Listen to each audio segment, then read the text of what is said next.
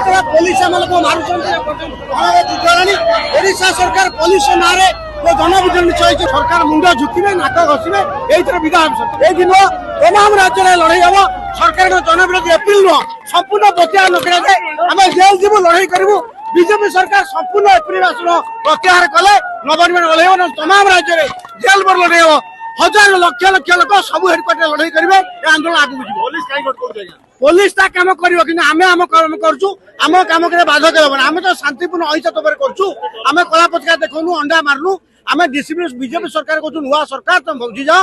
अमलातंत्र बुद्धि लोक जोरिमाना दरकार पार 33,000 कोटी काली बाहर कागज खनि कंपानी जोरिमाना होता फल्स होता टंका 50 पैसा कराऊँ विरुद्ध लड़ाई रास्ता को ओह्लैचु। आम जेल जीवु। तमाम राज्य में जेल भर आंदोलन हम। सब हेडक्वार्टर लोक लड़े केवल एप्रिल नुह संपूर्ण प्रत्याहार न पर्यंत ए लड़ाई सारा ओडिशा जारी रही।